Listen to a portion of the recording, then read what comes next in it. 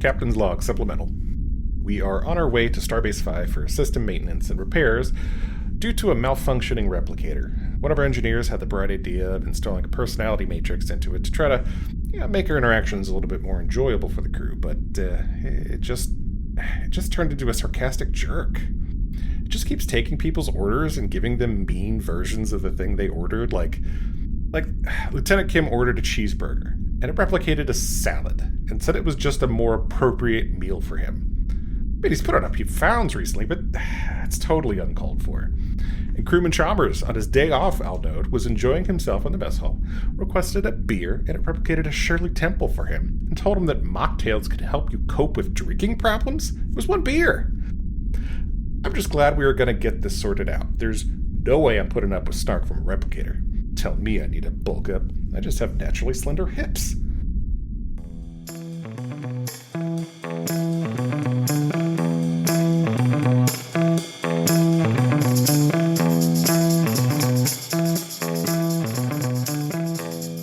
Welcome back, everybody, to another episode of Captain's Log Supplemental. My name is Rob, and I am joined this week by my two friends and co-hosts, Stanford and Chris. Hey there. Hello. And we will be joined shortly by our producer, Mariah. However, she wasn't able to make it for the start of the show. She's fighting for democracy or some shit. Yeah. Sure. So we'll give her an excuse on this one, and we'll try to muddle through on our own here. For the uninitiated, Star Trek podcast. We have a Star Trek podcast. Star Trek. Captain's Log Supplemental is a Star Trek rewatch podcast in which we are watching every episode of Star Trek moving forward in chronological stardate order. So far, we've made it through Enterprise, the first part of Discovery, and we are now on Strange New Worlds. So yeah, if you wind up listening to the whole thing, you like what you hear, give us a like, a subscribe, write us a review on your podcast supplier of choice. Those help spread the podcast and give us a little bit of promotion. So how are you guys doing this week? I'm fine. Not bad. Today's tax day, I guess, so that's fun. Sure. Because America, we can't have automatic taxes because tax preparation lobbies are fucking insane. Much like almost everything else in our country, lobbying has ruined it. Yeah. You're not wrong. But yeah, no, I don't know. Things are fairly copacetic here. I'm trying to think. I thought I had something going on, but Artemis came back to Earth okay. Everything's good. Good job, Artemis. I got an Artemis pop socket for my phone. It's the mission patch. Oh, that's cool.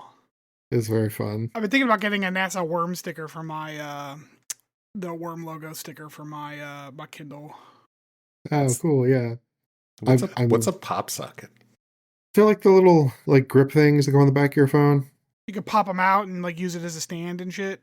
They're like circles and they spin and they're good for fidgeting. They're great for fidgeting. I freaking love them. They're super popular, and you can get one of almost anything.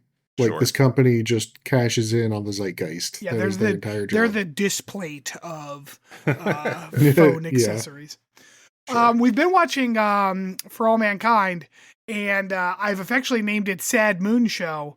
I think you're not wrong. I think Mariah's tapping out. I think I'm going to be continuing on because we're like halfway through season 2, and man, this shit is fucking it is serious. Dramatic. I thought it was going to be more fun, and it was at first. And then I was wrong. Yeah, they definitely lean more into the drama. What part have you gotten to? So in season 2, it's like the 80s. Okay. Yeah. Cobb just came back to Earth after dealing with the solar storm. Oh yeah. Yeah, we're it's not going to get happier. No, it doesn't. So I like that show, along with a few others, is making me think about actually subscribing to Apple TV. It honestly has some very good shows on it. It is. Apple TV is a good source of science fiction right now. I was going to say, weirdly, has the most science fiction shows on it. And like hard sci-fi, yeah. Yeah. Yeah, I want that. I also want to watch Ted Lasso because Ted I like Lasso is soccer. very good. Ted Lasso is one of those phrases I know, but I don't know anything about it. I mean, it's a comedy show, so like a sitcom. It feels wrong to say sitcom because like when I say sitcom, I think of like old like 90s, early 2000s, like 3 camera setups, which is not what it is. But yes, I mean it is a situation comedy with drama ruled in and things like that. It's very good. Like I don't know if this is accurate because I haven't seen the show yet, but my sister said it was very similar to like A Good Place and that there is drama involved, but like at its heart it's a feel good show. And I would say yeah. I would say that's true. I could use that right now in my life. yeah. I don't ever feel bad after watching that show. Yeah. Oh, if that's your concern, Rob, then you may want to hold off on Sad Moon Show. Speaking of Sad Moon shows, over the last couple of weeks, I have binged. I guess I split it up across a couple of weeks, so it's not really binging at that point. So like Watch Space Force. Oh yeah, I watched like the first episode or two of that show. We watched the first like half season or season. They released a batch of them way back when, and we watched the first one, and like it's one of those things where it's like, okay, I get it, I'm good. Like we never went back to it, but it was fine. Yeah, fine is a great word for that show. It was fine. Did that have Steve Carell in it? Is that yes, it did. The right one? Okay. And John Malkovich. Yeah. Oh yeah, that's right. Yeah, I definitely watched like 2 episodes of that, and for whatever reason, never went back to it. The other reason I brought it up, it has a Star Trek star in it too. Who's that? That I did not recognize. Tawny Newsome. Oh, she plays the pilot. Oh yeah, that's right. She does. I forgot about that. Yeah. She starts off as Lauren Lapkus, might be a helicopter pilot. But it's very fun. Like I said, it was all right. Not for me. I'm not a sitcom-y guy. Yes, we know. I barely made it through Schitt's Creek, which was good. But like I was like, oh my god. So like, okay, so Schitt's Creek I enjoyed, but like I did not enjoy it for like a while when I watched it. No, that is my kind of humor. I fucking love that show. Oh, and don't get me wrong, like it was funny. I was entertained, but it was one of those shows where it's like sometimes I was like, do I really feel like watching this right now? Yeah. Anyway, speaking of sitcoms. Star Trek. This wasn't a sitcom. No, it was not. This week's episode was Lost in Translation, which is season 2, episode 6 of Strange New Worlds. We start off with a communication officer's log from Uhura. Enterprise is visiting Bennin's Nebula, which is like this cool looking stellar nursery. So like I get the idea that like to get the point across, they have to show a whole bunch of stars in the same shot, right? Like this is a stellar nursery. Those stars are so freaking close together. Yeah, like, and that's terrifying. This is another time where like Star Trek doesn't really get what a nebula is, because they're also like, we're going to be harvesting deuterium from this nebula. That sounds like a really inefficient way to get deuterium, because nebulas are not very dense. Like, yeah, by their own definition, they are quite nebulous. Fuck you.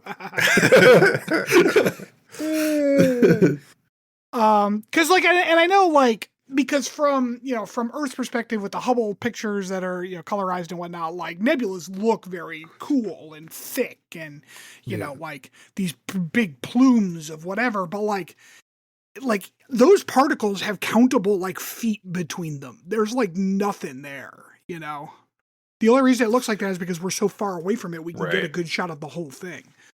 The pillars of creation are what, like a couple light years across? Yeah, they're quite big. Yeah. Man, I feel like a huge dork with that sentence. Only because you are. That's fine. Yeah, fair enough. Yep.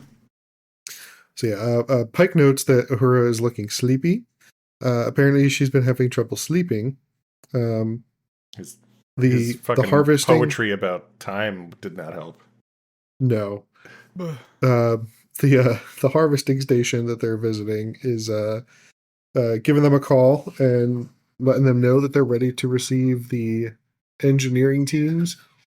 Chief So, Kyle still Raya- exists, by the way, because he gets a call out here. We don't see him, but we'll talk about transporting and Chief Kyle. Yeah, Chief Kyle, get ready for transport. Yep. It turns out old Pikey here has been promoted to fleet captain, and he's now commanding Enterprise, the Farragut, and the harvesting station. The gas station, which they affectionately refer to it as. Yeah, it gets jokingly referred to as a gas station, and that's what I'm going to refer to it as for the rest of this episode, because it's hilarious. Una has a very fun call out for Pike here and his speech-making proclivities. She's happy that she did not miss the speech. My entire note here is fun banter, because it was fine, but it is okay, they're gonna get some banter out of the way. All right, here we go. I gotta rip some donuts. Yeah, to refill the. Yeah, so I didn't realize that the front of the nacelles were a freaking Bussard collectors scoop. That's so. Do you? Okay, this is gonna be a fun fact with Stanford then. Do y'all know what Bussard collectors are? It's a real thing. I remember reading about this before, or maybe it was I remember you talking about this before. That does sound like me. So the only other time I've heard of something similar was there is some type. God, I can't remember it. They don't call it. I don't think it's called a Bussard collector. It's called a Bussard ram scoop. Ram scoop. Yep. So ram scoops were a thing in Elite Dangerous. Ram scoops are a car thing too, but that's just they are. So that's funny. The way a Bussard, and this is, I assume the guy's name is Bussard. I don't know much about the theorist, but it was it's one of those theoretical concepts, like a Dyson sphere. Some guy put his name on it.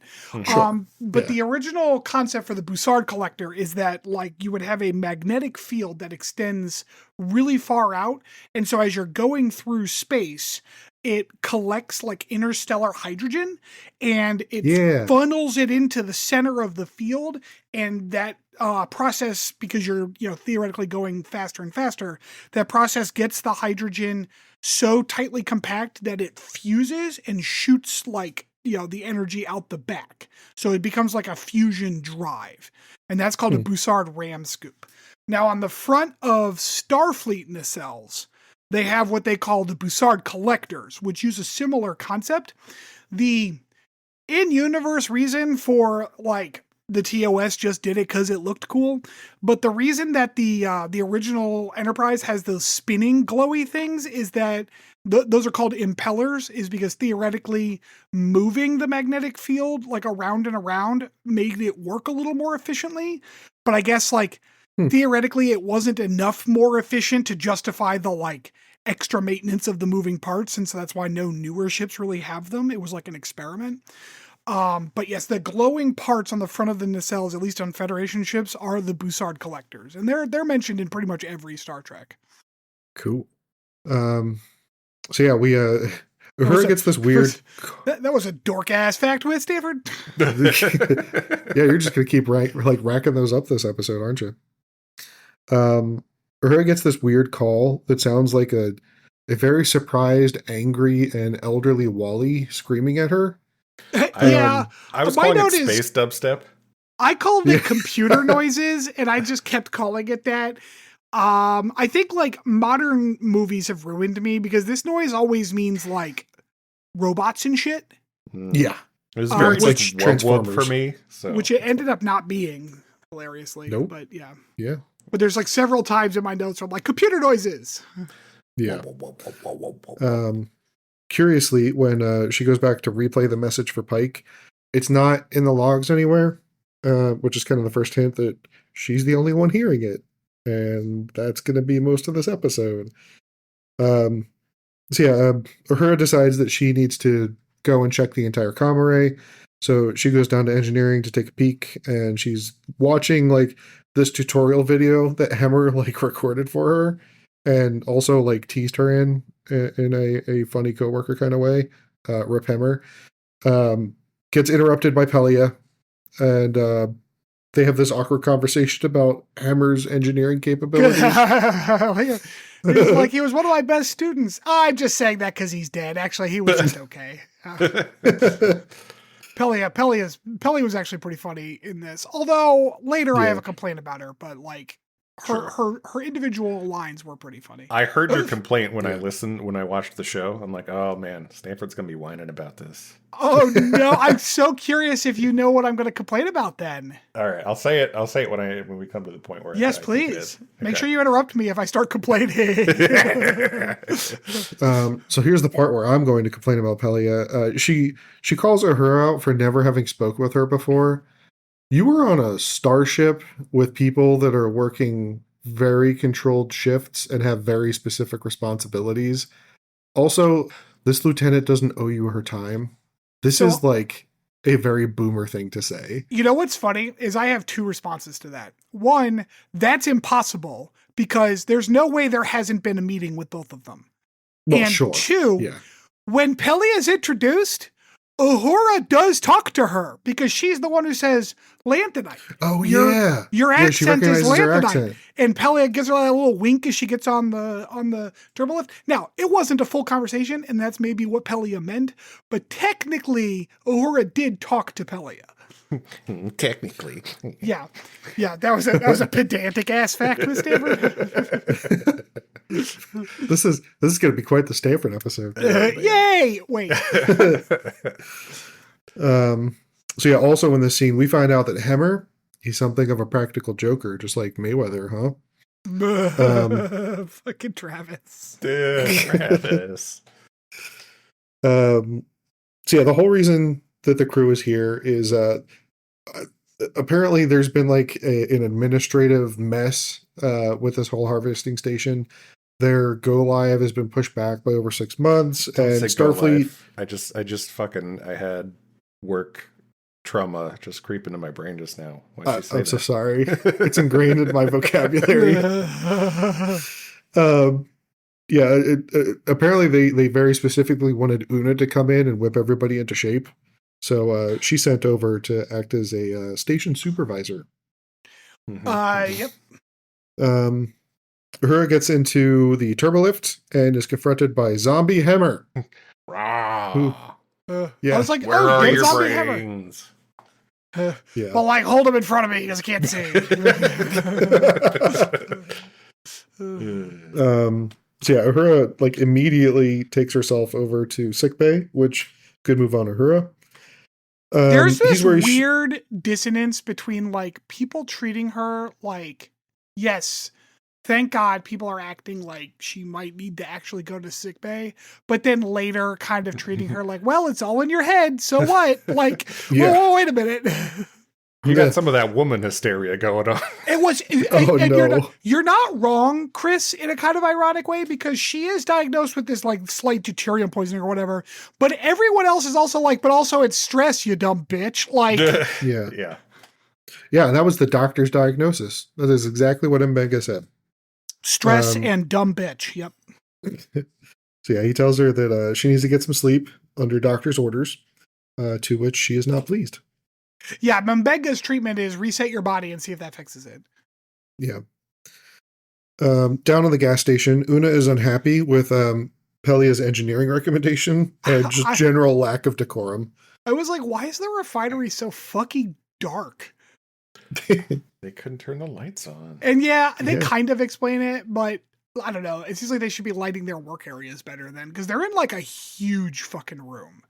Yeah, OSHA would be very upset with them. Yeah, you could trip and fall into the bowels of the refinery. Yeah. That would definitely happen if this was a Star Trek or Star Wars show. Because like, because they don't even have railings. Hole. Yeah. I could hear the Wilhelm scream now.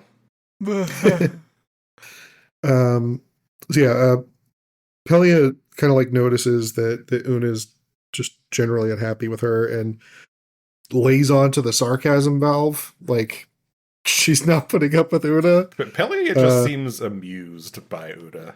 Which, like, fair, because Pelia is also like 3,000 years old. Like, she doesn't give a shit. Yeah. She's been around for a minute. Yeah. Uhura gets another angry Wally message. Space dubstep. Whoop, whoop, whoop, whoop, whoop. She sees a vision of herself on Earth with smoke rising over a stand of trees. Yeah, she sees the smoke monster from Lost. Yeah. We learn a little later, like, this is her having, like, it's kind of like a false vision, right? Because she wasn't there when her family was killed in the shuttle accident. Right. But she had like dreams of being there. And like this is now replaying those dreams in her mind. Mm-hmm. Pornstache Kirk receives his brother in the transporter room. All my notes of the show with the Kirks was like PSK and TSK. Or JTK. JTK. I just called him Pornstache and Kirk. Also, this is the beginning of where I'm learning that Strange New World has taught me one thing, that Pornstache is definitely the better Kirk. Like, he's just a better person. I don't know. He kind of acts like a little bitch this episode. Yeah, he's allowed to be a little bitch, but at least he's not a dick. Like Jim's being a complete asshole for like half of the interactions with Pornstache.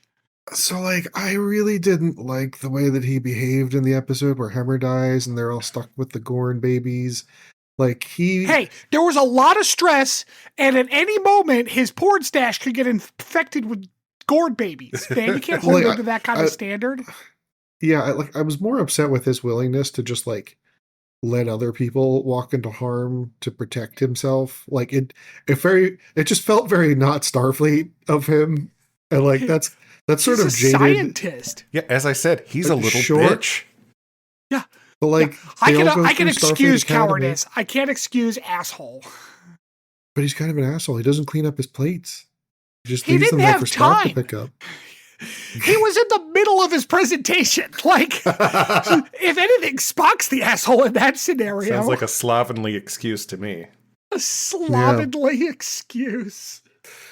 So yeah, the two of them hit up the bar to celebrate Jim's promotion to first officer of the Farragut. Okay, you say old JT is being an asshole, but like also Sam Kirk, Pornstache Kirk, very sarcastically congratulates him. Is like, that's right, you got promoted. Good fucking job, bro. Not only does he do that, he like expects an apology for the promotion. Like, I'm sorry, Stanford. No. Pornstache is not a good person. I'm not saying Pornstache is a good person. I'm saying that I like him in this show better than Jim in this show, and especially when they talk, because you're right, Pornstache is being a bit of a dick here too. But then Jim has the like, and I'm pretty sure this is where I wrote this note, then Jim starts being like, what are you, some puss-ass scientist? Fuck you. Like, which is just a shit attitude no matter what. So everybody sucks here is what we're saying. Yes, but Pornstache sucks mildly less. I would say mildly more. That's just my opinion. Yeah, I think I'm on Rob's side on this one. Sorry, Stanford. You're allowed to be wrong. It's fine. I don't mind. Yes, you are allowed to be wrong. Yep, I agree. He is allowed to be wrong, Chris. and I assumed so. Everyone's allowed to be wrong. It just hasn't happened to me yet, which is fine. Like I'm open to it when it happens. Is Mariah back yet? So yes. She is back. She's been getting settled in. There's going to be a very fun part of me talking where you're going to have to edit out the noise of the door squeaking open. So good luck with that. Cool.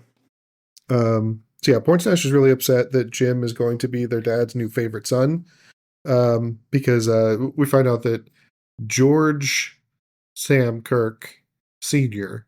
Was the original youngest first officer promoted in Starfleet. And Jim just broke the record. So now Jim holds the record as the youngest promotion to first officer in Starfleet, which is a really long and annoying sentence that I'm going to have to stay again later because deep dive. Well, I apologize to you. Good. So yeah, back aboard the gas station. Pelly is just disobeying Una's orders, and I guess fortunately she does so because they find some potential sabotage in the fuel lines at the gas station, which if you know anything about a gas station, you don't want your fuel line sabotaged because things explode in gas stations. Yeah, that makes sense. That's fair. Yeah. Mm-hmm. Although deuterium isn't, well, I guess it's the fuel lines for the thing. Okay, yeah, that's fine. I mean, at the very least, it can cause deuterium poisoning, apparently. Right, but I guess the fuel would be anti-deuterium, but that's what the refinery is making, I assume? right? Because it's a refinery. Although they keep calling it a refinery, but also it's collecting, which is not what a refinery does. That's what an extractor does. I don't know. It's a gas station. Yes. So Chapel and Spock are playing some 4D chess and hash out the details of their, and I quote, fraternization. Oh yeah, 3D chess, sorry. 3D chess. Yeah, there's no time involved here. Yeah, and my note here is like, dude, your relationship with T'Pring isn't even cold. Like, has she even made it back to Vulcan yet? Like, is she still on her way? They're past it. It's fine. Also, I hated this whole conversation, by the way. It was so dumb. I did as well. Like, their whole... Look, everybody can view relationships how they want, except for this, because it was dumb. Like, what are we even talking about damn. Here? Well, you see... turns out space is in a different zip code than Vulcan, so it's fine. Oh, hose in different area codes. Got it. Okay. Oh, man. No, because, like, okay, so she starts talking about, like, I don't want to talk about it or else it'll go away. What the fuck does that even mean? Like, you're... yeah, there's this whole, like, awkward Schrodinger's cat thing discussion where, like, the relationship is in a quantum superposition unless they look in the box, and then it definitely isn't going to exist anymore. I think her so we can't point talk is about it. She's enjoying being in a kissy relationship with him, and if they actually talk about it, there's a chance that they'll both realize it's a bad idea. Yeah, that's dumb. They should figure that out now. Yeah. Also, this is part of a... Yeah, like this is part of a like a system of bad choices we've seen Chapel make with romantic love interests, that's interests in the past, and like I'm sure at some point, she's going to get yelled at by Pilot. Why can't I think of her name? Ortegas. Yeah, Ortegas is going to sit her down and tell her she's being dumb. It seems. But it's Ethan Peck though, so. So yeah, her actually steps in and interrupts the match and awkward conversation to try and get their help figuring out whether or not her visions are real. So Chapel's just like, I saw your lab results and you look fine. Are you sure it's not just your monthly visitor? Like, so yeah, her kind of stomps away from that conversation, sits down at the bar. 2 seats down from Jim Kirk. Jim lets Uhura know that she just ruined Spock's game. I keep forgetting that he's like canonically supposed to be this amazing chess player. Yeah, he also hits on her hard, and whether or not he agrees, that's exactly what was happening. Yeah. And like she's like, I don't feel like getting hit on, and then he wouldn't take no for an answer, which makes me very uncomfortable. I do like that it seems like she learned that about him from Pornstash. So, like, she knew what she was walking into. Well, no, she didn't know what she was walking into. So you misinterpreted that. What she was saying was she already gets hit on enough by Pornstash, so she doesn't want to take it from the other Kirk either, is what she said there. I didn't get that from that. Yeah, she said that she got enough such and such from Sam that she doesn't need it from him as well. Like, the line of dialogue made it... I don't remember hearing that. That was my distinct impression. So I thought, like, he asked her if she was friends with Pornstash, and that made me think that, like, he was saying, like, oh, so Sam warned you about me, but I promise I'm not just being lecherous. Like, that's what I got from it. Yeah. Once again, Stanford is wrong. Adjourned. Nope. Hold on. I'm gonna pull it up. I can't be wrong twice in a row. I can't be theoretically wrong twice in a row. That's unacceptable. Hold on one second. I got it right here. Let's see. Oh my god. All right, let's turn on captions so my deaf ass can hear. Oh, that's the problem. He can't hear them talking. That's what it is. Yeah, I'm going to use that as my excuse. Let's see. She's at the bar with... Okay, there's him with Sam. There's the chess game. Okay, sorry, and Brandy. All right, let's see. Vulcan buddy should protect his queen. And this motherfucker is hitting on her hard. Oh, you're friends with Sam. Okay. He says... Wait. Oh, okay. I see how I interpret it. She says, I don't really feel like getting hit on right now. Mm-hmm. And he goes, Oh, you're friends with Sam. I was taking that to mean that he was saying that Sam hits on people a lot. No, and that's not what I interpreted. Yeah. So that's why. Oh, okay. I think that my interpretation is just as valid. Oh, I do have a trivia note here, by the way. Oh shit! First one. When there's some trivia you can't miss. It's a fun fact with Chris. Yeah, not many in this one, but so Kirk and Uhura meet. The setting is a bar, just as it was in Star Trek, the movie in 2009, when Uhura and I guess they did meet in a bar, didn't they? Mm-hmm. I mean, sure. Like half of this show takes place in a bar, so that is a gross over exaggeration. They're in this bar a lot. I feel like that's more like TNG and DS9 that have all the DS9 definitely takes place in a bar a lot. Yeah. DS9 is like the Cheers of Star Trek. But Uhura finishes up her drink and walks out into the hallway to find it filled with dead soldiers. Space dubstep. Wub. Wait, right before that though, because Uhura shuts him down, and then Kirk's just like sitting at the bar drinking by himself, and he like squints while he's taking a drink. Like he's like, "Yeah, that fucking hurt. I just got burned," and that made me laugh. Yeah, he's doing like that douche nozzle squint. The douche nozzle squint. Out in the hallway filled with dead officers, one stands up behind her. It's her. Evil and she attacks herself. Except it was Jim the whole time. Yeah, she punched Kirk right in the fucking face. Yeah. So she punches what she thought was her, but it was actually Jim, like right in the freaking nose, man. Just socks it right to him. And he goes down like a fucking sack of potatoes. Like Uhura's got a good swing. You know what I felt like the trick was? And I can understand why Jim didn't defend himself. She did not use the Starfleet recommended like double fist maneuver. Sure. Right. So he didn't have time to prepare for it. Yeah, it was very. She's using ancient techniques. Yeah. Yeah. It's archaeological martial arts. Yeah, and this is and the reason that Kirk is here is because he still didn't take no for an answer. It was coming out to hit on her some more. We're going to ignore that for now because she seemed distressed. It's totally that. Shut up. Yeah. Yeah, the proper way to do that is to go over to Spock and Chapel and be like, "Hey, your friend seemed a little upset. Like, she ran off." Yeah, but they would have been like, "Oh, she's just a woman hysterics. Don't worry about her." She's just hysterical. Well, fortunately for everybody, Uhura has now realized that she can take him in a fight. So she invites him back to her quarters to heal him with a dermal regenerator.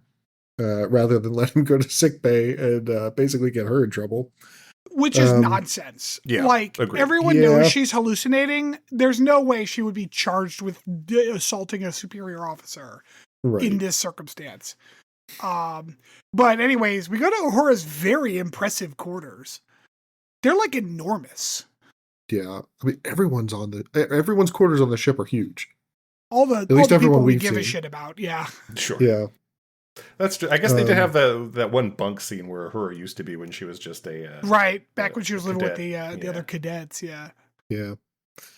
I guess fortunately for her, Jim like immediately believes that her visions are real, and even like offers to check in with the CMO back on the Farragut just to see like if any of the other crew over there are having similar visions. Right. Yeah, because basically Kirk really wants to get his dick wet, so he's really just believes women, okay? Yeah. Yeah, I feel like that's something we should celebrate at this point. Believes women. Doesn't listen to them when they tell him no, but believes them when they say they're not crazy. Like you have it for old Kirko here. Yeah. I don't know. I'm not a fan of him in this episode. And like the brother stuff is funny, but the consent issue here bothers me a lot more. Well, so like the writers sort of try to explain it a little later on. And it's up to you whether or not you buy it or not. But basically they talk about, and again, we'll get into this a little bit in the deep dive too. Jim apparently signed up for Starfleet because he believed the like Starfleet propaganda that his dad did too, where he wants to help people. And in Uhura's words, Like right. he saw her as somebody in trouble and he couldn't help himself, but like try to help her. He saw out. her at the bar as someone who was clearly having trouble not being undressed. And so he was going to help her with that. Such a hater. I get the nonsense later, but he was definitely hitting on her at the bar and she had to say no 3 times. Sure, but like according to him and according to the conversation in the hallway, he saw her like stumbling around and hallucinating essentially, and that's why he stepped I'm talking about before that. Oh yeah, at the bar he was absolutely hitting on her. Yeah. But she had to tell him no 3 times because he wouldn't take no the first time at the bar. So like his little noble I'm here to help people is undermined by the fact that he still didn't take no from an answer when he didn't know she was in trouble. Right. So the writer can say whatever they want. They're fucking shit. They're shit writing. It's just shit people. I'm sorry. I guess like, and call me jaded if you want, because you will, and it's fine. I am. But like, I find the propensity for American television to do these kinds of scenes disgusting. And usually we get away with not having that much in Star Trek, but like watching it creep up here and there pisses me off. Like how many times do you see like the awkward kid that is like dating the chick out, or like not even dating at that point, just like pursuing the chick that's way out of his league, and like he helps her with her math homework or something, and then they just passionately kiss, and like he initiates it, you know, without saying anything, without asking permission, without even like really defining the relationship. And like, fortunately, she likes it. Sometimes, yeah, because the dudes who wrote it that way. Right, exactly. Right. Exactly. And you know, how many times is the lesson like don't take no for an answer, like the moral of the story for the guys, you know? Yeah. It's like, oh, you got to show her that you love her. You got to stand outside her fucking window with a boombox over your head. Like, no. Yeah.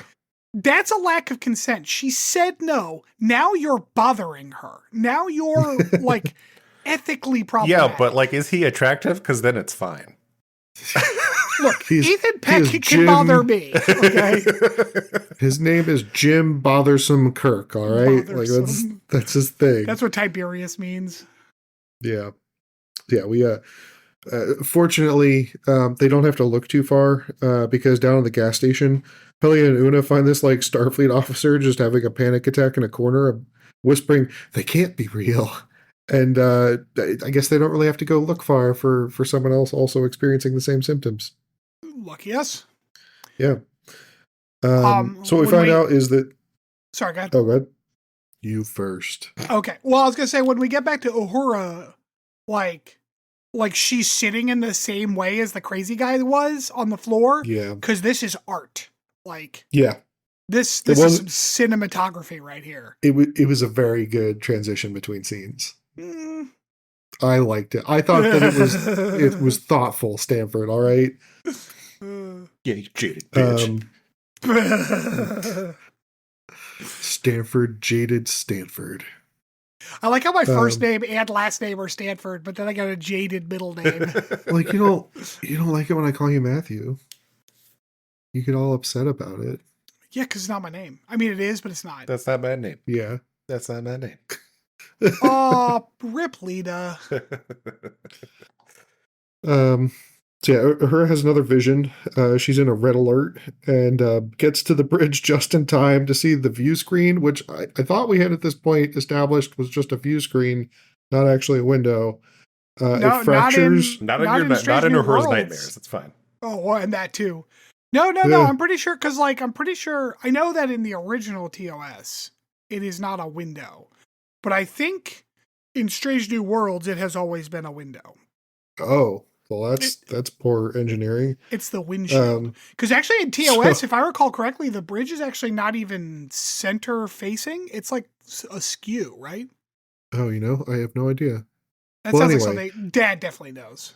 Yeah, and we'll get a comment about it, I'm sure. Probably. So yeah, she shows up just to see the windshield like shatter, and all of her friends get sucked out into space in front of her. It's very dramatic.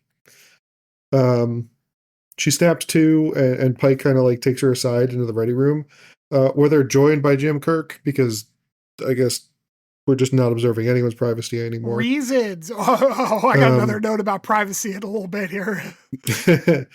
He's already put 2 and 2 together, and they join Mbenga in sickbay to see the other Lieutenant Ramon get tricorded. He reacts poorly, and we get some more angry Wally, and then Ramon slashes Mbenga with what is possibly the most unslashy weapon I have ever seen used in Star Trek. Yeah, and it gets used a couple times this episode. It looks like I don't even know how to describe it. It looks like... It's like a pyramid. It looks like a freaking lime juicer. Yeah, that's not bad. It looks like a top. Like a spinning top. Yeah. You know what it looks like? It looks like the top half of the MCP from Tron. Nerd. Yeah. I have no idea what you're talking about. All right, that's for John. John will get it. Anyway, security is a very bad shot. Yeah. He's 3 feet away. Goddamn. He missed 73 times. Hit above the doorway. Like, what are you fucking shooting at, dude? The door that's bigger than a person. Like, what are you shooting at? And like, not even on his first shot. He hit the door on the second shot. The first shot went out into the hallway. But like, there's no recoil. It's a phaser. Like, what the fuck? Yeah. My note here was I feel like Uhura should probably stay in sickbay. Oh, I had that same note. Like, you're damn right. Kirk's like, nah, I'm going to give you a gun. Come on. Oh, yeah. After Kirk leaves, I was like, and Kirk vanishes. Maybe the sick hallucinating woman should have stayed in sickbay. Yeah. Yeah, so while he's running away, Ramon somehow manages to cut out the lights on their entire deck. Yeah, he slaps that dimmer switch on his way out, so he's got the mood lighting going in the corridors instantaneously. He also cuts like an astrometric specialist, like just straight across the abdomen. Wait, hold on. How do you know she's an astrometric specialist? Because they were right outside astrometrics. That's where they called it in. Oh, okay. Like, did I'm miss the dork? I was waiting for Rob to be like, didn't you see her badge? It clearly had the Astrometrics background logo. I was like, fuck. Yeah, at this point, Wally's real mad again. He's really yelling at Uhura. And the hallway just like starts shrinking like all around her before she gets pulled back to reality by Jim. She even says at this point that she wants to head back to sickbay while Jim keeps searching with Alon and Pike. Well, because Kirk says, I'll take you back. And she's like, nah, I'm good. And he's like, okay, well, you have a phaser. Go get him, Tiger. And it's just he slaps her on the butt and he moves listened on. to her when she said no. You know what, Chris? Fair. You're right. He listens to women when they're being a little too crazy for him to handle. It's like, oh shit, bitch is actually crazy. I don't want to go back with her. Oh, thank God she said no. Yeah. Even though she's on the way having back, documented hallucinations where she loses track of what is real around her. We're going to let her walk back to sickbay on her own. It's fine. Shut up. It worked. With a phaser still. Still has a phaser. Joke's on me. She doesn't hallucinate again, like before she gets there. So. Yeah. Yeah. So on the way back, she does find Ramon's hidey hole and just phones it in and then immediately ignores the orders to wait for support. She's like, I know I'm hallucinating right now, but I feel like this is the time for me to, you know, confront a violent person. Jim's like, I'm very close. Wait for me. And my note is, and Uhura immediately does not wait for him. Like she thinks about it for like a whole half second. She's like, fuck it, I'm going in. Long enough to figure out how to open up this hatch that Ramon managed to close somehow behind him. Also, my next note is just shoot him. Just shoot him. Like, keep shooting him. Like, they have stun on the phasers. They have the fact that they have this instant non-lethal solution to so many problems that they just decide not to use because of the dramatic effect. It's shocking. Yeah. So yeah, she finds him trying to sabotage the warp nacelle and tries to talk him back to reality. Does not work. My note here is this is a weird time for a dating profile, Uhura, but okay, because she like goes, it's just like I was raised in such and such, and like long I'm a Capricorn, and yeah. Yeah, her little talking to doesn't work, and he manages to eject the warp fuel pod, which is a word I don't think I've heard before. Apparently that just destroys the nacelle in the process of ejecting it. So, jokes on the rest of the crew. Mission accomplished, boys. Unfortunately... Wait, why is there fuel in the nacelles? Shut up, it's fine. I don't know, man. So, fortunately for her, Jim finds her just before the fuel pod erupts out of the side of the nacelle, sucking Ramon out into space with it, and they get transported back to safety. So, like, that's pretty catastrophic damage that I feel like we don't see the whole rest of the episode. Shut the fuck up, Chris. It's fine. well, it's fine. They didn't need that nacelle. It was the extra nacelle. Like, they are very unbothered about it, too. They have 2 nacelles. It's for built-in redundancy. It's fine. The gods saw fit to bless them with another. Like, they'll be fine. Yep. Yeah.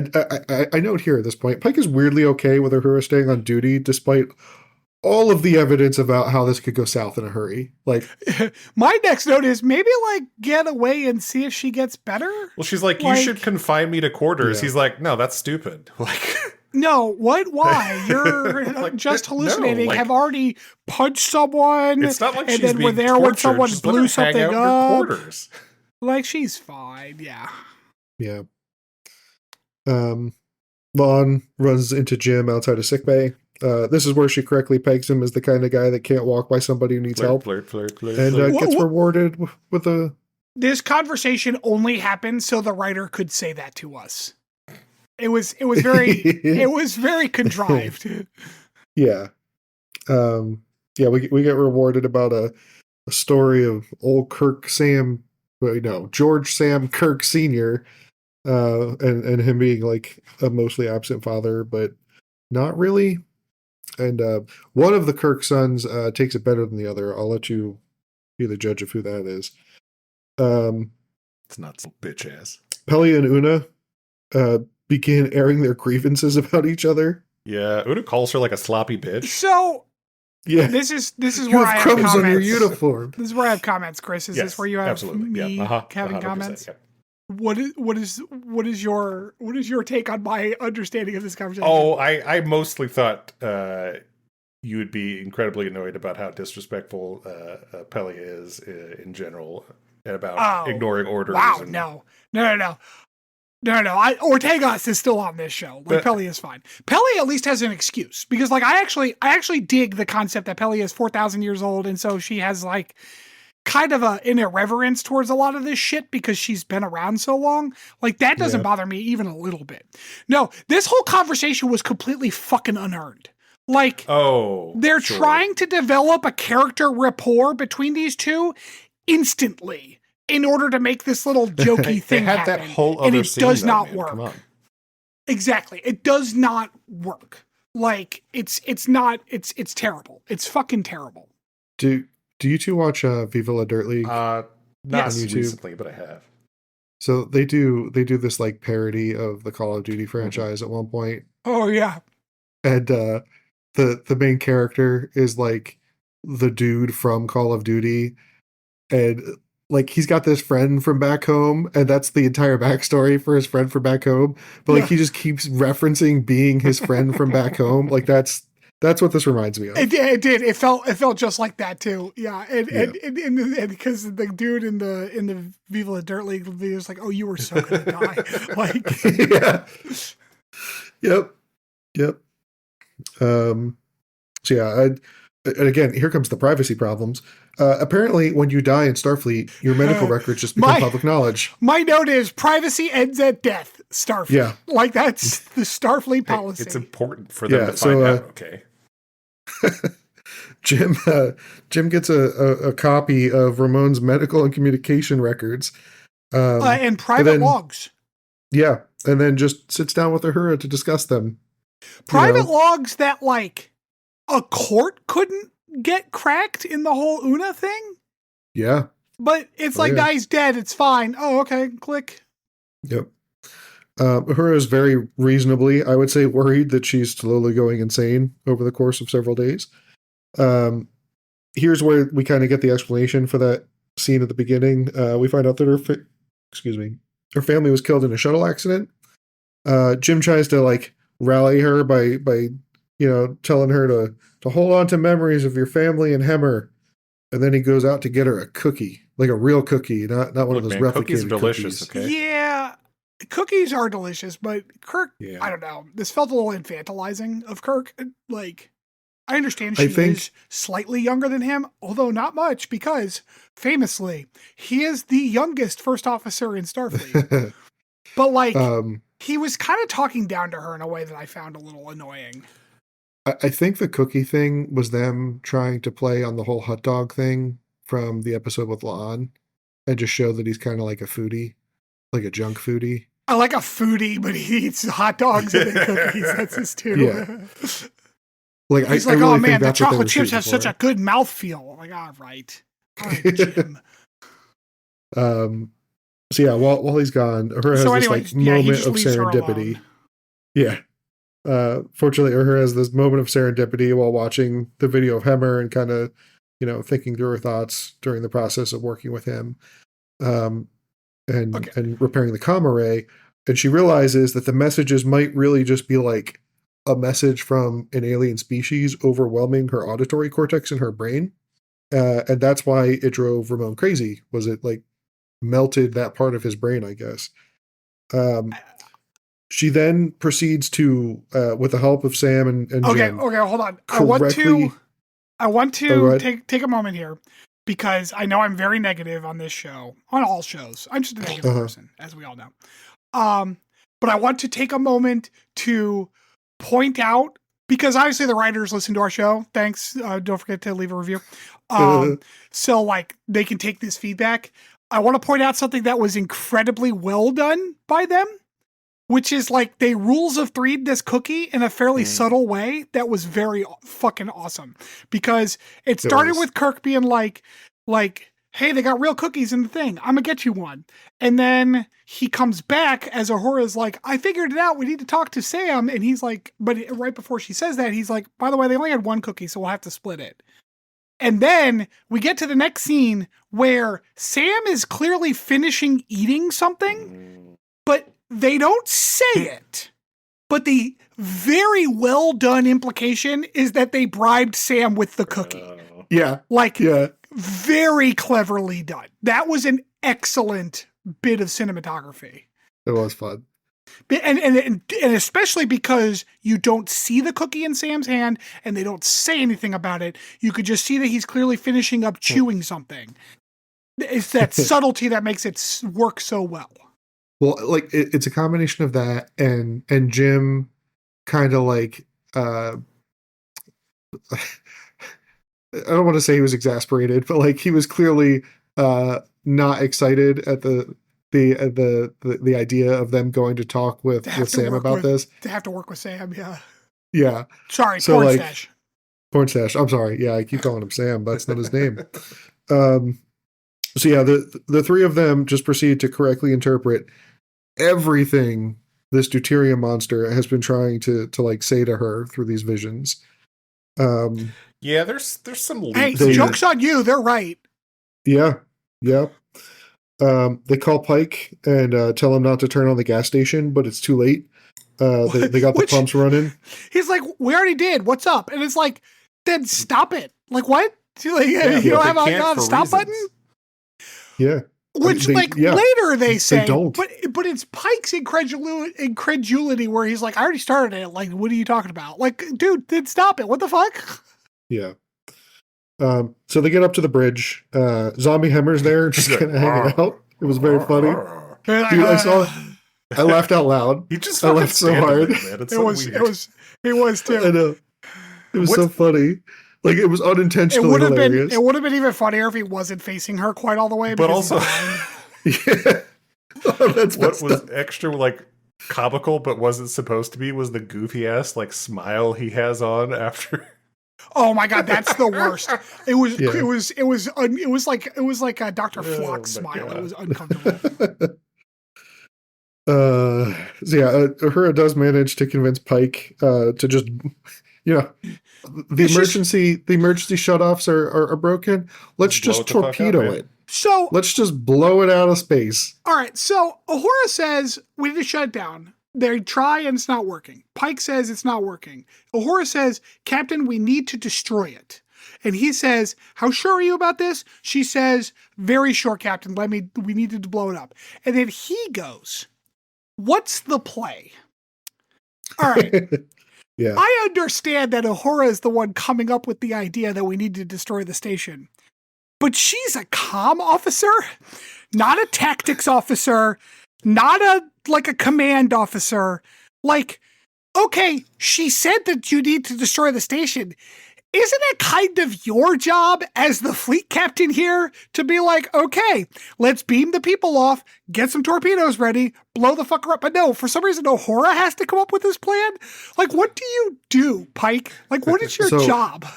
Not only does she dictate the plan, we get the fun CGI of like all the little shuttlecraft all leaving Hell the yeah, station. we do.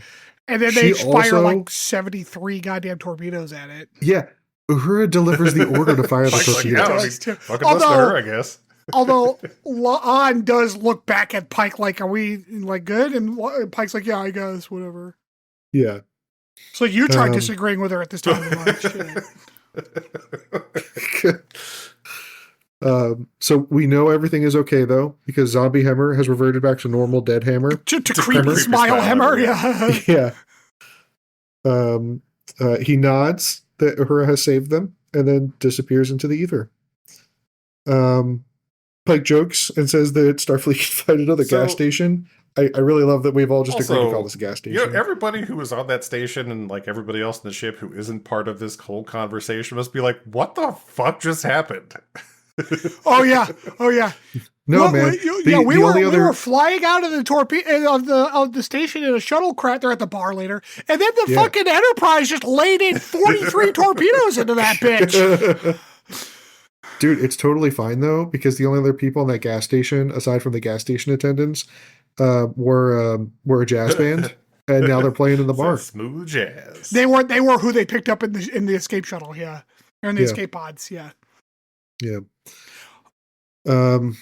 So I feel like it was kind of rude here because, like, after all of the stuff that has happened, Pike's like, okay, before you go to bed, I need you to set up a conference call for me. Oh, yeah. And he makes her call the Admiral for him. Yeah. So are we about to get to the shuttle with Una and Pelia? Yeah. They almost saved it with this, but then they fucked it up. Yeah, they have like a heart-to-heart on the ride back to Enterprise. Like it should have been the class. That would have been fine. Not good, but at least like, oh, okay, there's some okay, fine. Waka waka, that's fine. But then to like, it wasn't the class, it's because you miss Hemmer. Man, shut the fuck up. What are you talking about? Especially because, like, I don't think Una ever had, like, any scenes of any substance with Hemmer. Not that I can think of. No. Not that I can think of, yeah. No, and, like, up to this point, she has been shown to be a consummate professional. Even if it really was a problem, she's not going to let that affect her performance as first officer. Until Patton Oswalt shows up. Well, that's right, God. Chris. You haven't seen the last season yet. I did see that one. Yeah. Oh, okay. So yeah, we get the jazz band playing in the bar. Jim and Uhura get a drink together. Pornstache joins them and announces that he's going to write a paper about the new deuterium things. Features. Yeah. Yeah, we don't even really know what they are. What he said was that there is a theory that like entities from other dimensions can project their consciousnesses into our dimension sometimes, and so they will effectively inhabit particles that otherwise wouldn't be alive, and so these ones are inhabiting the deuterium of this nebula. Yeah, okay. That's a good enough explanation, I guess. It's as bullshitty as anything else, but it was weirdly specific. Yeah. He congratulates Jim on his promotion, finally, but then throws a temper tantrum because Jim doesn't apologize for here's again, because Sam, he's a bigger brother, and he's like, you know what, I just want to say I'm proud of you Like, you really do deserve this promotion. Yeah, but then he fucking ruins it. And then Jim doesn't say a goddamn thing. He says no. He is silent. And I'm sorry. He says thanks. Right, but he says thanks. He should also say, hey, look, I don't actually think poorly of your career. I think you're doing a good job. Just because he complimented him doesn't mean he is owed anything. No, but like Kirk saying that being an astrobiologist is not as worthy of a career as his career is a shitty thing to say that he should be apologizing for. Sure. But like, don't say something to your brother with the expectation that that is going to generate an apology for you. Yeah. Like, and it loses all meaning. This was supposed to be an olive branch, and he basically passed over the olive branch and then snapped it over his knee. Yeah, because Kirk was being a dick. Like, yeah, that's how it works. Jesus Christ. We do get a fun little like in-universe canonization of the first time that Jim meets Spock. And then they bond over Pornstache being a difficult person. Because he's a difficult person, Stanford. Listen, the only proof we have of that is that Spock had to clean up his mess in the middle of his speech because Spock's an asshole as well. And this episode, and the episode where he freaked out like a little bitch on the planet. He was scared. He's a little pussy. I don't disagree with that. Like, he's a coward, yes. The other thing to note here is every single time we see Pornstache, he's complaining about his brother. Because his brother's a dick. Time. No.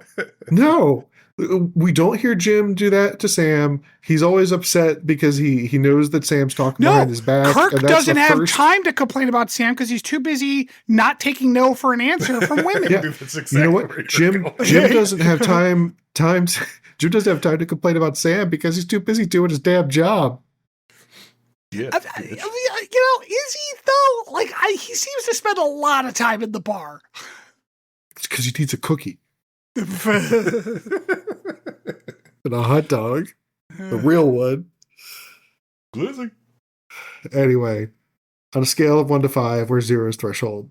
What are you guys giving this one? It was a 3. It was fine. It was a Star Trek episode. Nothing groundbreaking or super interesting. It was fine. It was 3. I don't know. 1 star. No, it's not that bad. I think I'm going to give it a 2. I don't know. Again, it's one of those things where it's like, I have specific complaints about like the lack of consent thing and then the Peli and Una relationship, which was just fucking worthless. But like, there's also this level of like, I don't know. I feel like nothing important really happened. Like, it didn't feel, I don't know. It felt, I guess, like, we focus so heavily on the action-y, the explosions, her hallucinating, that we didn't end up actually focusing on the fact that they discovered a whole new type of life, which feels like the wrong angle for a Star Trek to take. Yeah. Like, I almost wanted them to have a conversation with these things, you know? I wanted something a little more than Sam saying, I'm going to write a paper. And then that's the last thing we see about it, you know? So I think a little more science, a little less action would have served this episode better for me. So I'm going to give it a 2. This might come as a shocker. I also gave this episode a 2. It felt like a lot of nothing and a lot of fluff, a lot of jumping to conclusions and kind of unearned moments. Yeah. Yeah, and maybe that's it. It's the jumping to conclusions. They didn't actually spend any time doing the scientific like investigation. They just kind of rattled it off in one little conversation so that they had time to do Pelia and Una fighting for no reason, you know? I do feel like they did try to do too much. Yeah, like they did. They absolutely did. They like added stuff for like La'an and Kirk too. Like, Yep. Yeah. And it all just felt very tacked on. A lot of the conversation, like, I don't agree with the people that I see on Reddit a lot saying that like I watch Star Trek because I want to watch like competency porn. Yeah, that's dumb. Like I want to see people get earned victories. Like I don't want them to just automatically be the best at everything that they do. But at the same time, when they're treated like this, where that's like the expectation, and but like. They just like let Uhura figure out that this is like, oh, this is clearly a language thing, so it's Uhura's thing. Like, it just feels kind of meh.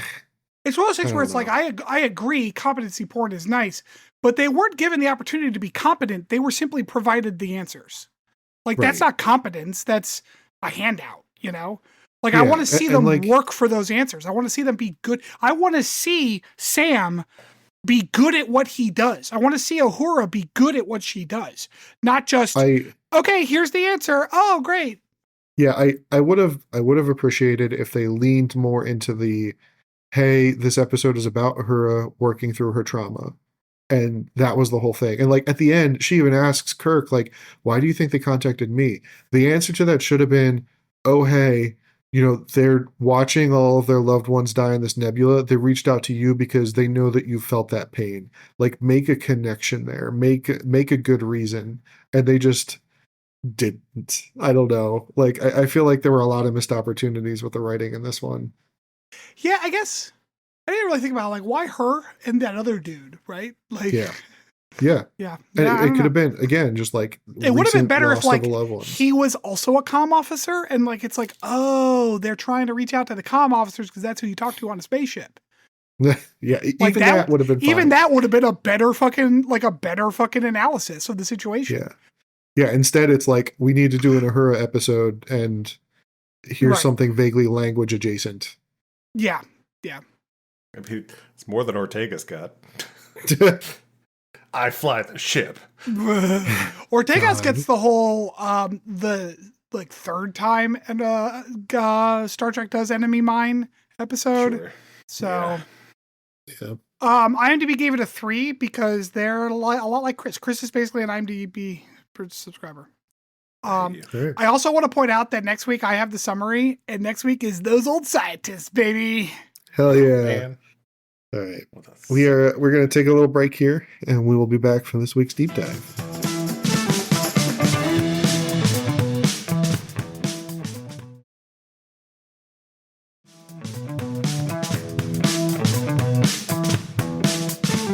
Welcome back, everybody. For this week's deep dive, I wanted to take a look at George Samuel Kirk Sr.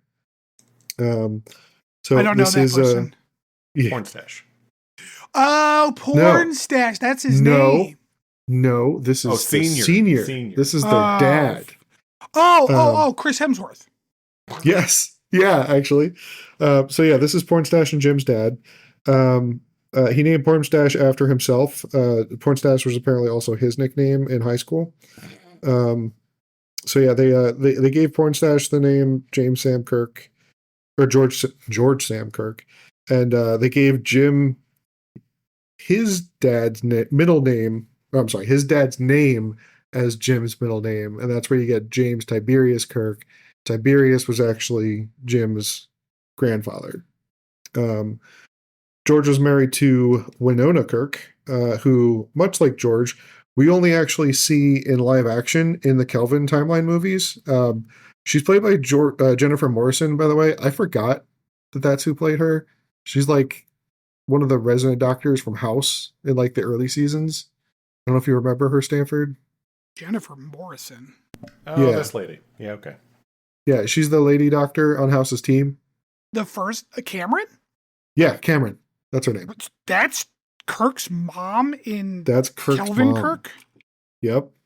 I did not recognize her even a little bit. I know. George, meanwhile, was portrayed by Chris Hemsworth. There's a really funny story on Memory Alpha. Apparently, J.J. Abrams asked for him specifically, and he had like just moved to the U.S. to start working here. Hemsworth's agent had to like call him and tell him to cancel all his plans for that day and just run over to the Paramount lot and meet with Abrams to run lines.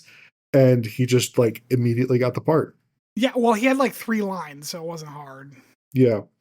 Yeah, it was really funny because like apparently him and Abrams had conversations about how they were going to portray the character because like there was no canon media to go off of. So like they wound up portraying him as like basically like the Boy Scout kind of Kirk character where like he's very ideologically aligned with Starfleet and he just ran with it, not really knowing that like he's playing Jim's dad. I don't know. It was kind of funny. There's a level of like Did we get that much character out of him? Because like he only had like 3 lines. I don't know. remember. Like that's the funny part. It was like, I guess maybe in a longer cut he had more to do with the story. Maybe. But yeah, like he's not really there a whole lot. So yeah, George Sr. was a Starfleet lieutenant in the early 23rd century. Both of his sons would go on to follow in his footsteps. Jim, as we learned today, for more idealistic reasons, like his father. Pornstache, just because he has daddy issues, because he's a bad person. Okay. His boys. It doesn't feel fair to call someone a bad person if they have daddy issues, which I think I've pointed out before. You're right. Just makes you a little bitch. Jesus.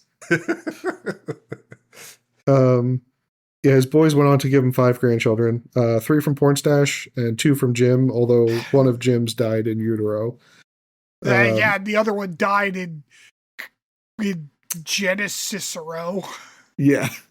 Yes, he Boo. did. No, that's a good joke. Boo. I was gonna say Conero, but I forgot he didn't die to Con. He died to blackface. What's his? No. The He died to blackface science. Doc Brown. Yeah. Doc Brown. So yeah, the Kirks raised their kids in Iowa on Earth before moving the family over to the Tarsus 4 colony. Again, through tonight's episode, we found out that he went on to become the youngest Starfleet officer promoted to first officer at the time. I say at the time because Jim beat his record today. He was literally today. Yeah, literally today. He was chronically busy with his responsibilities as Starfleet, something which did not go unnoticed by his kids. Canonically, his name, like in like TV and movie media, wasn't even mentioned until the Kelvin movies, which I thought was interesting. George was the name attributed to him in like a 1991 like tabletop RPG book, and like I kind of wonder if that's where they like just got the name from. He is sort of like referred to, but just called like, oh, that's Jim's dad in some TOS episodes. So like we inferred his existence. There's also apparently a debate on whether or not George had a brother, because Kirk does talk about like visiting his uncle in Idaho, but we don't know if it's like an actual blood relative or if it's just like some dude who was a close family friend or something. Couldn't it also be his mom's brother? Also could be the case. Sure. Like, there's lots of ways to have an uncle. Yeah. Lastly, there is a pretty funny name, a funny list of potential names for Jim's dad on Memory Alpha. So like, again, this is all non-canon stuff prior to like him actually being named. So we had George Joseph Kirk, Benjamin Kirk, and my personal favorite, Eugene Claudius Kirk. I mean, when your middle name is Tiberius, it would not surprise me if your father's middle name was Claudius. Right. Sure. That was his grandfather's name. Also, I do like the name Eugene. That's fun. So, yeah. Anyway, that's all we got on George Sam Kirk. Go. Senior. Wow. It's fun. Yeah. We're going to take a little break here, and we'll be back for this night's Potpourri.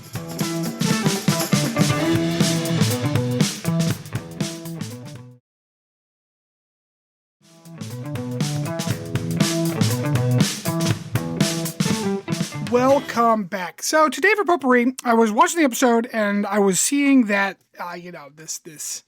this alien entity is trying to communicate with Uhura. They can't use language for whatever reason, so they have to use like metaphor. Oh, all your family died just like we're dying or whatever. And it made me think of the fact that like languages have idioms that are metaphors that don't make any fucking sense if you're not like from that language.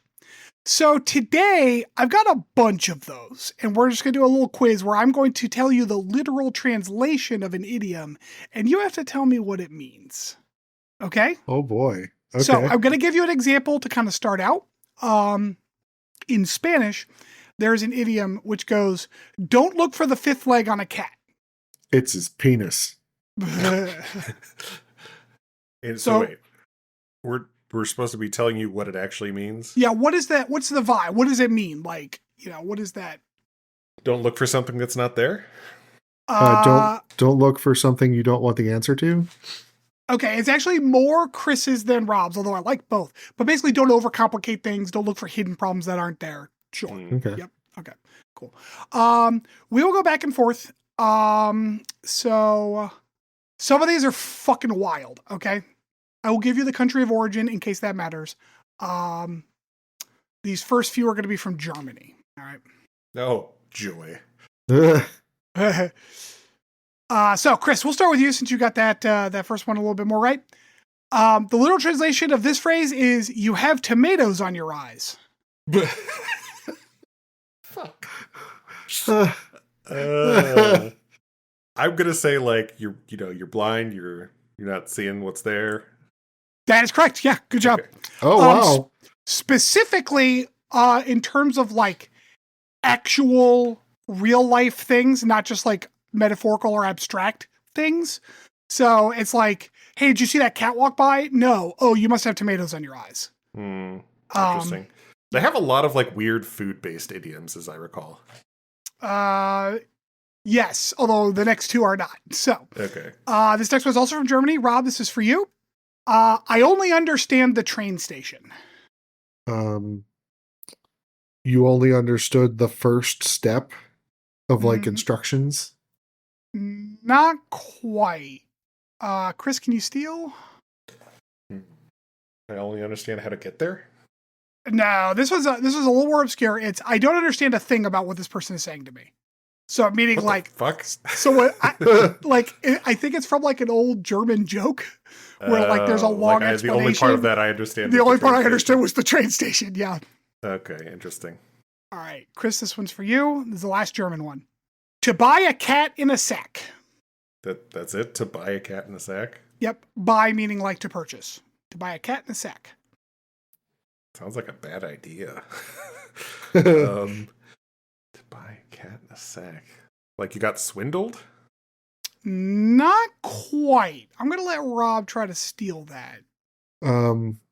You bought into something that you knew was a problem. No, it's actually kind of the opposite of that. It's you bought something without like inspecting it first. This is also apparently the kind of interesting derivation of us going, let the cat out of the bag. Oh, interesting. I feel like I was close. Close, but you're already winning, so not close enough. By one. Okay, next ones are from Sweden. We're on Rob. Rob, there's no cow on the ice. What the fuck? There's no cow on the ice. I don't know, like you're hallucinating. No, you're getting way too literal. No cow on this. What would the cow represent? Like something sturdy? Nah.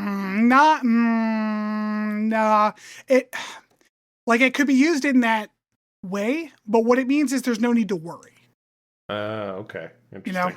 It's like Rob, it's like daijoubu. Like everything's fine. Yeah. Okay, Chris. To slide in on a shrimp sandwich. The fuck? Slide in on a shrimp sandwich. Slide in on a sandwich. Like you come in with big promises on something.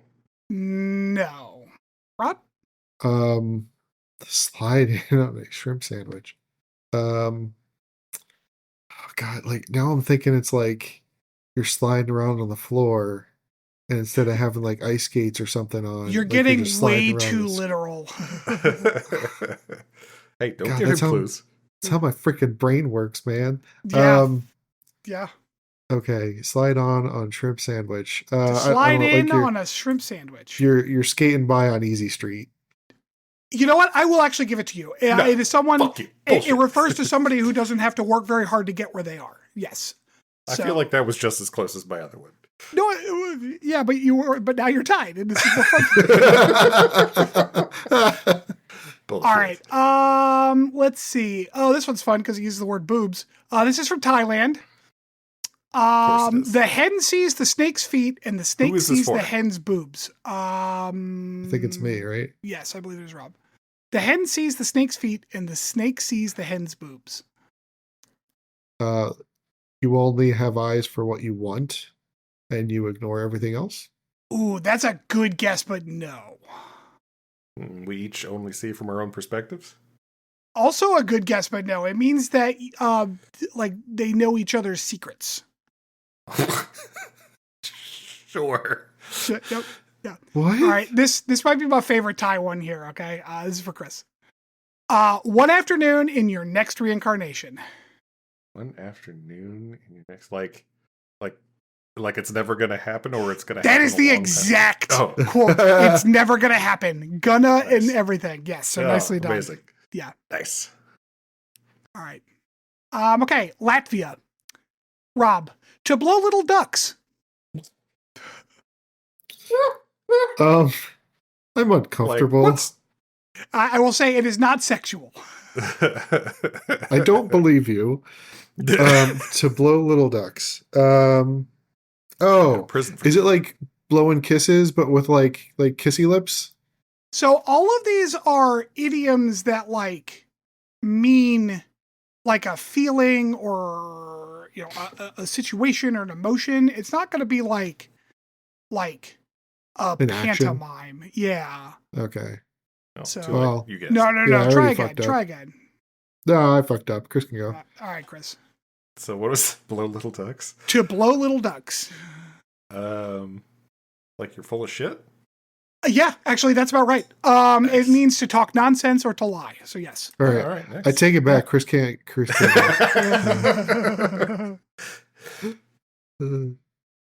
All right. All right. That one's too easy. Yeah, let's go with this one. This one is French. To swallow grass snakes. Swallow grass snakes. The French ones are weirdly specific because it's French, but if you can give me the general gist, I will give it to you. Okay. So what was it? To swallow grass snakes? To swallow grass snakes. To believe everything? You're gullible? That is an excellent guess, but no. Rob? Well, that's a problem because that's what I was going to guess. Grass snakes. Fuck,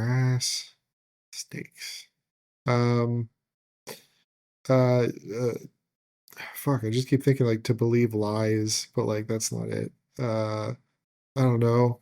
You broke your lawnmower. It means being so insulted that you're not able to reply. But I want to give it to you if you can't talk. But that's what it means. So fucking weird. The French are very specific. Rob, this is your next French one. To jump from the cock to the donkey. The floor is lava. Is that your genuine guess? Okay. No. To jump from the cock to the donkey. I don't know. Is that their equivalent of hump day? Making it past Wednesday? No, it is not. Chris, do you have a guess? Is it like an early bird gets the worm thing? You just get right to work? No. To jump from the cock to the donkey means to change topics in a conversation without any kind of logical leap or with any kind of logical connection. Man, French imagery. I'll tell you what. Yep. All right, let's see what we got here. I'll do a couple more. See if Rob can get it tied up. Fuck you. Not going to happen, but sure. Which one of these? Okay, Croatian. Rob. No, Chris. That's Chris's turn. Yeah. The balls of a swan. That's it. The balls of a swan. Yeah. Something that's very delicate. No. See, I'm going to guess unearned confidence because swans are angry motherfuckers. Oh, see, now you're putting too many English idioms into it because balls doesn't mean that in Croatian necessarily. But no, that is also incorrect. It means something that's impossible because swans don't have balls. Sure. Yeah. Other languages are fun. Okay, Rob, to talk about the wolf. To talk about the wolf. I don't know, like admitting to an inconvenient truth. No. I was going to say like confronting a problem. Also no. It's literally the same thing as speak of the devil. Huh. And he shall appear. All right. Yeah, that one's too obscure. All right, let's go to Tamil. Okay. To pour water over someone's head. This is Chris. You said what country? Tamil, so India. Pour water over somebody's head? To pour water over someone's head. Like it's a waste? No. Rob? See, I feel like this is going to be something weird, like, because, like, different cultures, right? Like, I know a lot of Southeast Asian countries that don't, like, have showers in the same way, and they fill up bathtubs, and then they, like, ladle water onto themselves. I feel like you're thinking about this too much. Yeah, I'm probably thinking about it. I don't know, is it, like, treat somebody like a kid? Because, like, you're bathing them or something? Oh, no. I don't hate that, but no, it means to cut off your relationship with someone. Basically, you dump water on their head because, it's effectively drawing a drink. All right, I have two Japanese ones. I will let Rob take the first one since he is behind anyways, and then we'll see if Chris can get the second one. Oh, Jesus. Rob, second day drunk. Is this like a hair of the dog situation? I don't know how to answer your question. Okay. These ones are, don't forget, the Japanese are more literal, so these are specific things or concepts. I'll just give him all the fucking clues, why don't you? He's 2 points behind in my shit game that no one likes, so. No, I do like the game. I'm enjoying it, actually. Second day drunk. Okay, we're going to go very Japanese here. You are a waste to your family. Oh, Jesus. No. It's far simpler than that. Chris? Second day drunk. Second day drunk. Like you have no idea what's going on. No, that's a hangover. Oh. Hutsukayori. Yep. That's not how I would ever think of a hangover. Yeah. The last one I have, Chris, this is, it is an object. Like it's a physical thing. Okay. A sleeping policeman. Sleeping policeman. Sleeping policeman. This one is very funny. Sleeping policeman. And it's a thing. It is a thing. It is a physical object. Sleeping policeman. Like a gate? No, good guess, but no. Rob, do you know?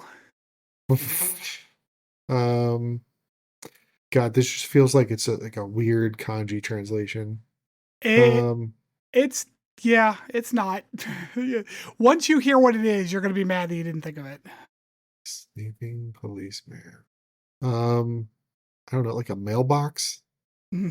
Nah, it's a speed bump. Oh my God. Which is funny to me because, like, not only is it funny because it's like, oh, it's a cop that, like, keeps your speed down even though he's not actually active, but also the idea that, like, if there was a cop sleeping in the middle of the road, that's exactly what it would sound like. Oh man. Well, with a staggering victory of 3-1, Chris is our winner tonight. I guess, like, I was the one who found them, so therefore they were easy to me. But I understand that, like, that is a level of metaphorical thinking that may have been more challenging than I suspected. So I think I did all right. I mean, we didn't even get through half of them. I had like 50 of them. It was a bunch. Idioms are fun. Idioms are fun in other languages. So, all right, cool. That'll do us for tonight. If you like what you heard, or if you didn't, give us a rate, give us a review, give us 5 stars. We are 5-star people. Send us hate mail, podsealers3@gmail.com. Otherwise, we will catch you all next week. Thank you so much for listening. Bye-bye.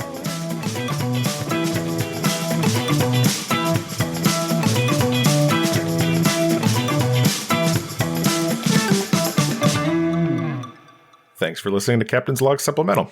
You can follow us on Twitter at PodCLS or send us hate mail at podcls3@gmail.com.